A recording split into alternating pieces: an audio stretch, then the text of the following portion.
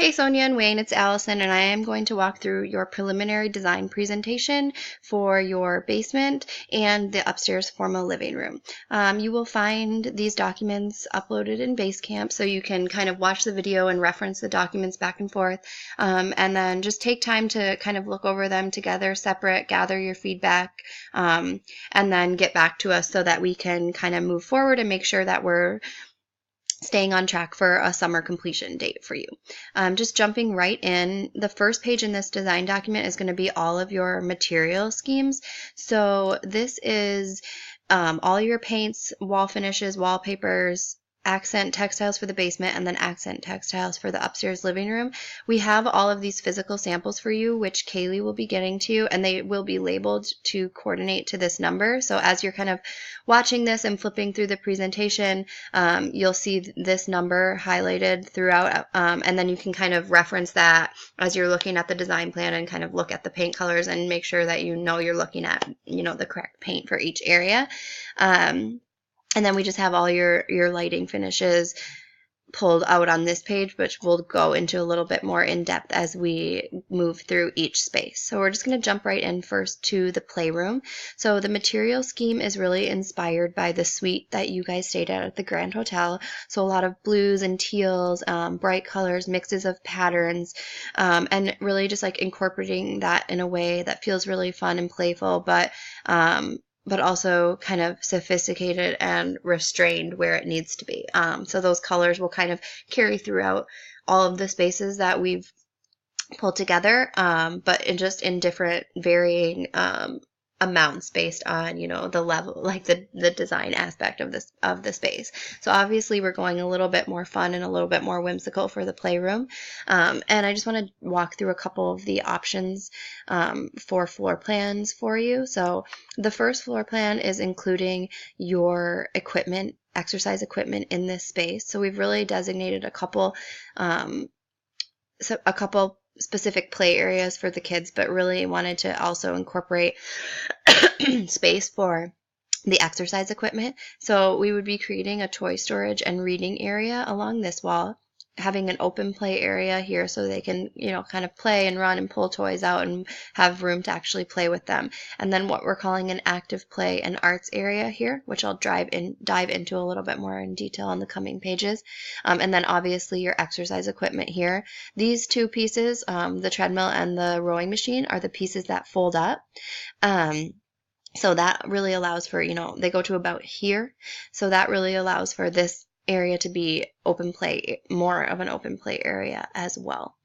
So you can kind of see we're suggesting an accent wallpaper on the wall that you hit when you walk down the stairs. This would be a storage and bench unit made from IKEA cabinetry, so kind of an IKEA hack with a bench cushion above, some large-scale graphic artwork to kind of bring in the theme of nature and animals and kind of the safari elements that you had already had in the space. And then this is the idea for what we have for a play structure. I'm going to dive into that more on this page. So basically this structure would serve three purposes. It would be, an active play, so it would be a platform with a slide that they could climb up, and then under the platform would create a really neat little alcove, which would be kind of the art area. So this wall would be a chalk wall that they could kind of do art on, an art table, and we could use a lot of interesting storage down here, hanging buckets, wall-mounted baskets for, paint brushes, wall chalk, all of that. So kind of creating a designated area for the art supplies and arts and crafts to be done. And then also creating the upper part of this platform as a kind of a reading alcove for the older kids. So having a couple forward-facing wall shelves here, which would display books, and then creating a cushion to coordinate with the bench seat, so that they could kind of crawl up and hang out in this area and have really three different zones happening here. I think it's a great use of space. It doesn't take up a ton of space. It creates, really distinct areas and serves a lot of functions without having to have a lot of, different pieces of individual toys or playhouses or anything all over the space and taking up a lot of the floor space. I'm going to swing into Okay, so option 2 here is basically contingent upon the exercise equipment having to be relocated to this mudroom area, which is over here. When I talked with Sonia in the summer about, kind of the needs and the uses of the space, it seemed like this was a space that wasn't super functional or useful to the way that your family uses the house. So we thought that might be a great place where we could relocate the exercise equipment, if it fits and if it works there, and if you guys are okay with giving up that mudroom space. It might be contingent upon removing those cubbies in order to fit everything. But this really allows you to designate this entire space as a really kid-friendly, super fun play area. So again, the same kind of zones, toys and reading storage, excuse me, active play, and arts. And then the one different thing we have in here is a soft seating area. So it would be a really good, place where if you have to be down supervising the kids, that you can sit, or you're having a play date, if there's other adults in here, or just another place for kids to cozy up and read. And then using this wall as a rotating art display for some of their arts and crafts that they create. So this would be like wire mounted with clips where we could easily change in and out their artwork. This toy storage and reading area would be a custom built feature, so not from the IKEA shelves, so something that we'd have a little bit more flexibility with as far as what type of storage, how much storage we could create, and it's quite a bit longer than what we had in the other plan. And then again, just keeping some of that floor space open. So you can see here the same idea with an accent wallpaper on the wall that you hit when you come down the stairs, a custom built storage bench with, open and concealed storage. So something that, you can throw the toys in when you want to clean up, but also some open storage that really encourages the kids to play and be imaginative and pull their own toys out. The same artwork. And then let's see here. This is the view from looking into the mudroom, or from the mudroom into the playroom.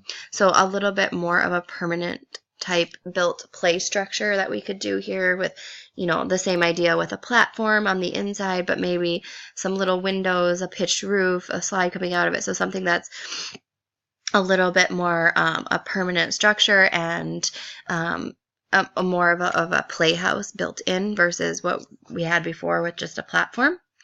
And again, obviously, exercise equipment would not be located in this room, and we were hoping it could be located in the adjacent mudroom with the tile floor.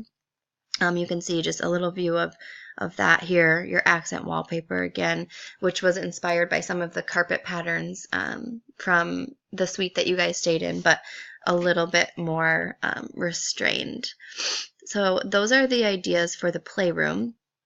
Again, two options where really just you have a more designated play space with the exercise equipment, being relocated to the mudroom. So obviously we would need to know that that's going to work before we move forward with any of these plans. And then option 1, which would probably be a little bit more flexible as far as, future moving plans with, not building out everything custom, and having the exercise equipment, excuse me, right in the play area. We're going to move on to your downstairs living room now.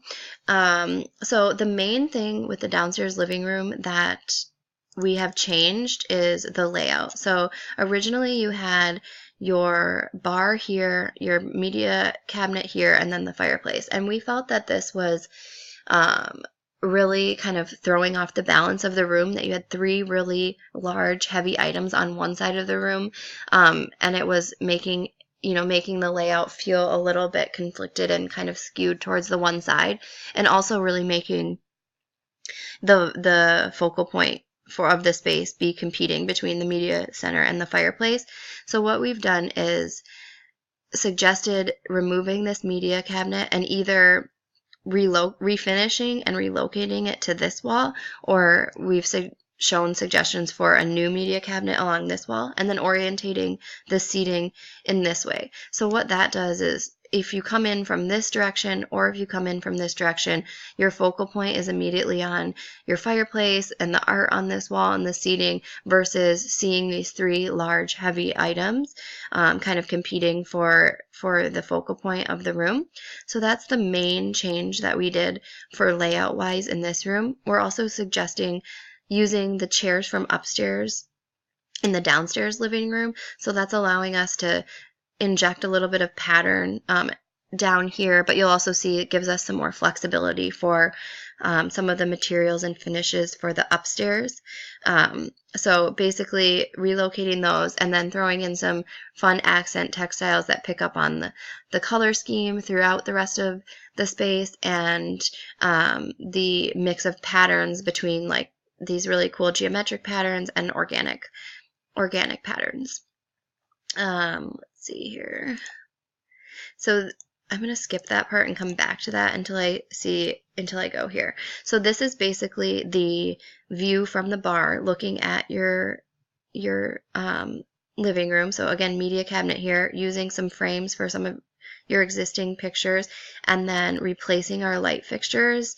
These would be your accent chairs from upstairs, so creating a separate little seating area there, and then really just, again, bringing in some touches of that natural and organic wood tones and elements. Bringing in some texture and accent colors through the accent pillows.